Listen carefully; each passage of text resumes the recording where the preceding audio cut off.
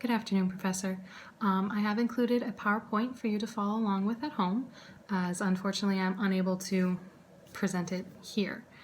So I'll be indicating what slides for you to switch to as I go through the speech. Have you ever walked into an establishment and been told to wait for an undetermined amount of time? Have you ever called a business or organization to be on hold for what feels like forever? And have you been looking for a specific person and they're unavailable, but will call you back when they become available? And they never call back, or you play phone tag for days. Have you ever been on the other end of that, though, and unable to tell a visitor or caller when their wait will be over? As a receptionist, this can be tricky to navigate. Today, I would like to propose a way to cut down on visitor and caller wait time by creating an all-staff calendar. So without further ado, let's make a date. Please move to slide 2. A shared calendar can cut down on caller and wait time. Right now, our callers and visitors can feel awkward or as though their time is being wasted. I found a survey from a Shep Hyken's article called How to Manage Hold Times During the Customer Experience. And it stated that 60% of callers feel that being on hold for even 1 minute is too long, and 63% prefer a call back instead of being on hold at all. 43% expect a call back within 30 minutes. Personally, I always like knowing when I'll be getting a call back, whether it's in 30 minutes or tomorrow morning. I like having a time to expect the call to make sure I'm available too. And I feel most other people do as well, because everyone wants to feel like their time is valuable. As for our visitors who come in for a meeting or to speak with someone and end up being told to wait for an undetermined amount of time, a statistic in a New York Times article by Alex Stone says, by Alex Stone titled, Why Waiting is Torture, and says that 36% of people think they are waiting in line longer than they actually are. And as we all know, the longer you wait in line, you become less patient and more frustrated. Moving on to slide 3. According to John Rampton,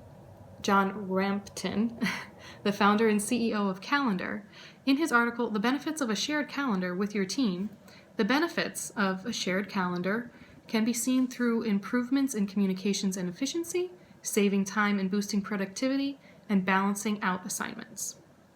While a staff calendar will benefit us in all of these areas, I would like to focus primarily on the first one, which is improving communication and efficiency. This directly pertains to me as a receptionist.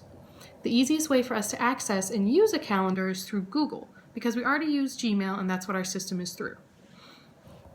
Moving on to slide 4. Google Calendar is easy to use, shareable, and readily accessed by a computer or phone. You can also use fun colors to coordinate between different types of meetings or events. I'm a fan of different colors. This makes keeping track of staff's availability a breeze for the person who directs the traffic, so to speak, being the receptionist. This will cut down on confusion with callers and visitors. The front desk is typically designed to be a place where people can go for information. When your receptionist, the face for that information, is not informed enough to even give an estimated time on the availability of a staff member, the desk loses its effectiveness. It is not helpful to other staff, to callers, or visitors. As Sir Topham Hatt says in an episode of Thomas the Tank Engine, "You have caused confusion and delay." A shared calendar will help the receptionist know exactly who is available when, which will cut down on time spent tracking staff members down and leaving a caller or visitor on hold. Moving on to slide 5. This contains a short video demonstration of some features of the Google Calendar. As you can see in the upper right, you can select if you would like to view events by day, week, or month. You can access to view different calendars on the left side, and you can click to view or unview different calendars. So if you prefer to see only your personal calendar and not the shared staff calendar, not to worry. You can focus on your personal scheduling without having to see what everyone else is up to. Now you may be wondering, why don't we just share our personal calendars with the receptionist then? Why make a whole new calendar? Well, I am glad you asked. Let's turn to slide 6.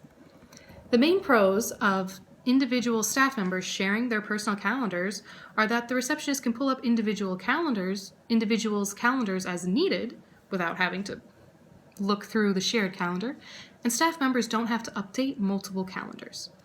The main cons are that the front desk would then have to sort through multiple people's calendars to find one, instead of having it readily accessible already in a shared staff calendar.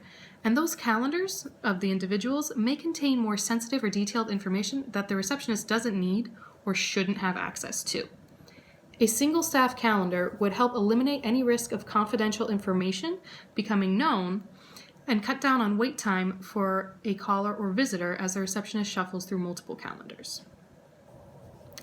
So moving on to slide 7. I believe that with access to a calendar of all our staff, we can cut the wait time down for callers and visitors while promoting a more efficient, professional, and enjoyable environment. Within the maximum amount of 1 minute, the receptionist can tell a caller or visitor whether a staff member is available or not. Within 1 minute, the inquirer has been directed to the staff member they need, or knows when that staff member will become available, or if they will have to leave a message with a specific time with knowledge of a specific time when their call will be returned. Within 1 minute, the issue has been resolved and the receptionist is available to give their full attention to the next caller or visitor. And the first person has left with a feeling of being cared for in a professional manner and that their time is valuable.